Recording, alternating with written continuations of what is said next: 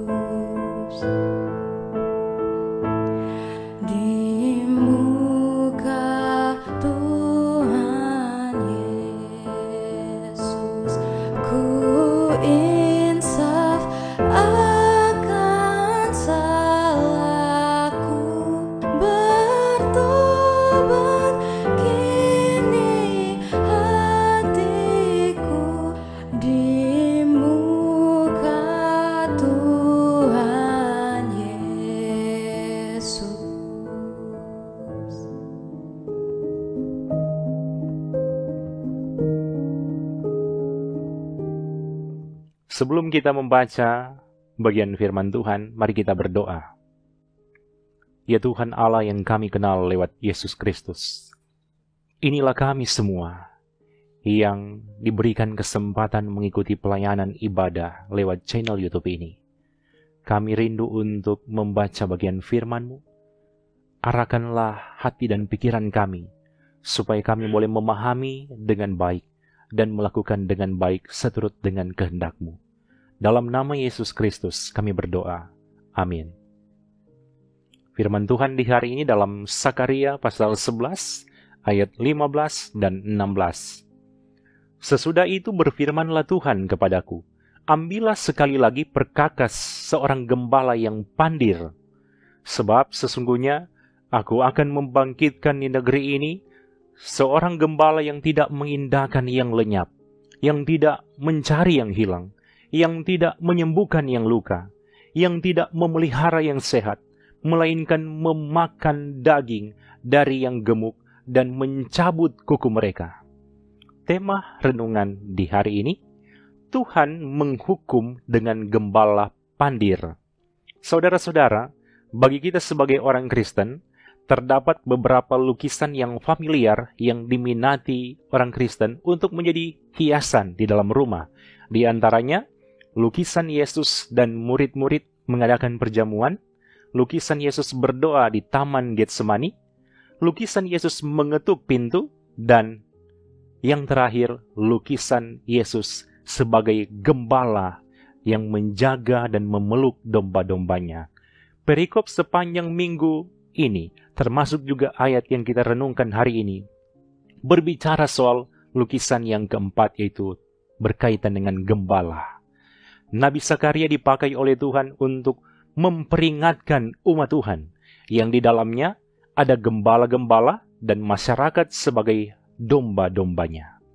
Realita yang dilihat yaitu ada gembala-gembala yang pandir, artinya bebal dan bodoh, dan juga ada domba-domba yang lemah dan berdosa yang digambarkan seperti domba sembelihan.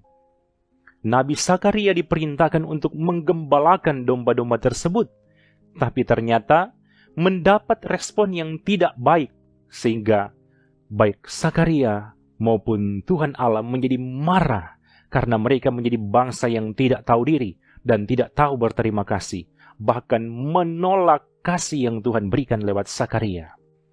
Mereka menolak gembala yang asli dan lebih suka dengan gembala yang pandir. Itulah yang terlihat jelas di ayat 15 dan 16. Sehingga Tuhan membangkitkan gembala yang tidak mengindahkan yang lenyap, yang tidak mencari yang hilang, yang tidak menyembuhkan yang luka, yang tidak memelihara yang sehat, melainkan memakan daging dari yang gemuk dan mencabut kuku mereka. Yang mau memberi arti bahwa Tuhan akan membiarkan mereka dipimpin oleh gembala pandir yang memimpin dengan cara-cara yang menjijikan dan akan mendatangkan penderitaan bagi mereka. Saudara-saudara yang dikasihi Tuhan, renungan hari ini memotivasi kita semua sebagai gereja di zaman sekarang, yang di dalamnya ada para gembala dan para domba. Sebagai gembala, marilah kita menjadi gembala yang baik, bukan gembala pandir. Marilah menjadi gembala yang mau menjaga domba-domba, mau melindungi domba-domba, peduli dengan keberadaan domba-domba, tidak memeras domba-domba. Jangan jadi gembala yang cuma suka pergi lihat tuh domba yang fasung dan cantik, cuma suka pergi lihat tuh domba yang berbaju mewah, cuma suka pergi lihat tuh domba yang kaya, cuma suka pergi lihat tuh domba yang ada jabatan dan popularitas. Kong tuh domba-domba yang kremos, tuh domba-domba yang ndak fasung, ndak cantik, domba-domba yang miskin, torang cuma sebiar nemau japi gilia. Kalau yang hut, tuh domba yang japake-pake Innova, Pajero, Fortuner, odo cepat sekali tuh gembala mau pergi. Kalau yang hut, tuh domba yang cuma biasa janai Gojek, atau cuma janai Otomikro, so 10 kali telepon tuh gembala, nemau mau angka-angka telepon. Kalau yang sakit, domba yang dia pakai baju dia beli di Mantos atau butik-butik, cepat sekali gembala memuncul. Tapi kalau yang sakit, domba yang cuma dia pakai baju cabok dorang pe istilah, atau cuma dia beli di pasar kelontong, tuh gembala banyak alasan dan pertimbangan. Saudara-saudara, selain itu, renungan ini juga mau memotivasi kita sebagai domba-domba. Janganlah menjadi kawanan domba yang menjadi pemberontak dan tidak mau mendengarkan arahan gembala.